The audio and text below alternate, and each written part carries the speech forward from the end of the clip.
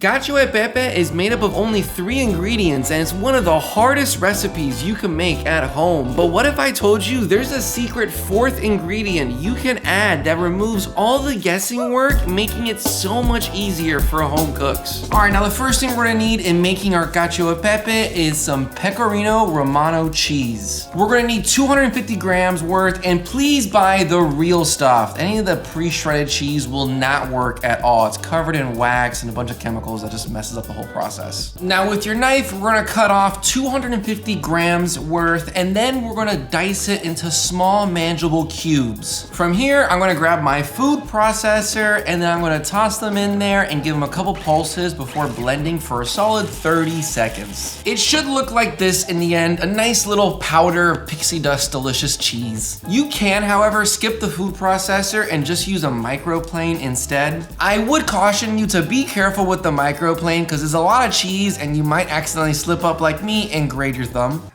Ow!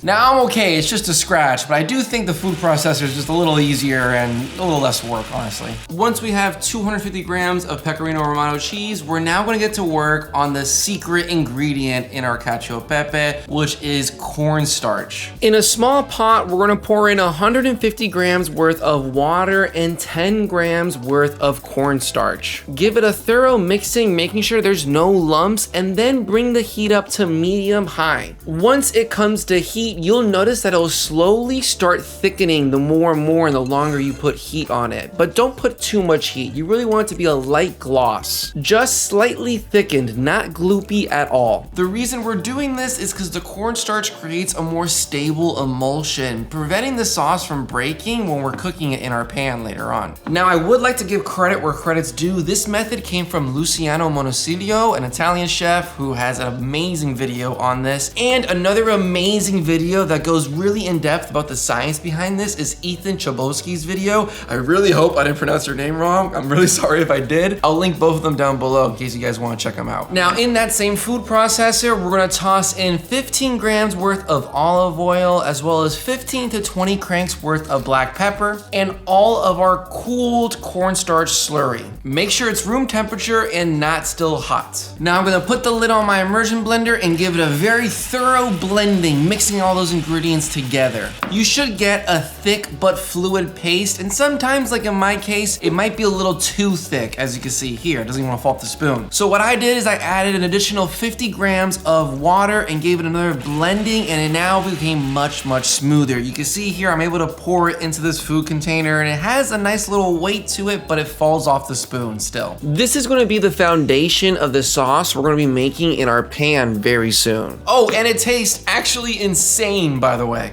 Oh, yeah. Tastes like cheese and pepper. I love it. The nice thing about making it this way is that you can put it in the fridge and then use it whenever you want. It's very stable. And because of the cornstarch slurry, this will make making our sauce a lot easier because it could now take a lot more heat than usual. Now that all the prep work is out of the way, let's make our Cacio e Pepe. But first, I would really appreciate a like and subscribe if you guys can support the channel. Now let's make our pasta. In a large pot, we're gonna pour in about 6 to 8 cups of water and then give it 3 heavy pinches of salt. I'm gonna set the heat to high, and then when it reaches a boil, I'm gonna throw in around 250 grams worth of spaghetti in there. Also, make sure you're actually using spaghetti. Don't use any like fettuccine or anything that you think kind of looks like spaghetti. Use spaghetti, and use a good one too. I'm gonna cook my spaghetti as suggested on the packet, but I will pull it out slightly early because I do want it to be al dente. Oh, and make sure you're stirring your pasta right when you throw it in to prevent it from sticking with each other. Now I'm gonna let editor Xander take over the rest here. Now while our pasta boils, I'm gonna grab a small saucepan and throw down a couple dollops of our cheese mixture, followed by a few tablespoons of the pasta water from our pot.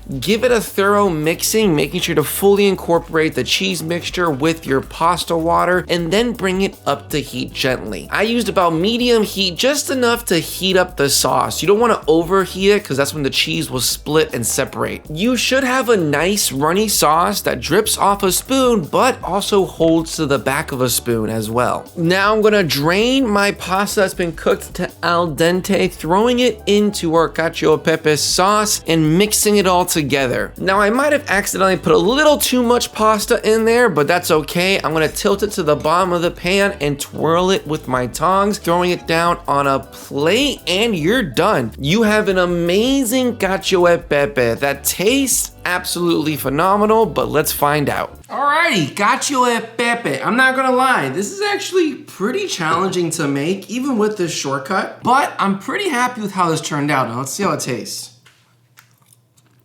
I like this a lot. It's simple ingredients, just cheese and black pepper, really, but it tastes great. I do think I could have thickened the sauce a little better. There really is an art form when making cacio e pepe. I could definitely taste it with every bite. It's covered all the pasta very well, and it's not splitting. It's not all over the place and stringy, but I think I should have put more sauce in initially. That being said, it still tastes absolutely delicious, and this is a 10 out of 10. Would recommend. I hope you guys enjoyed this video. If you did, please hit the like and subscribe button. If you guys want to check out more videos like this, I'm linking one down below. Thank you so much for watching. Have a wonderful rest of your day.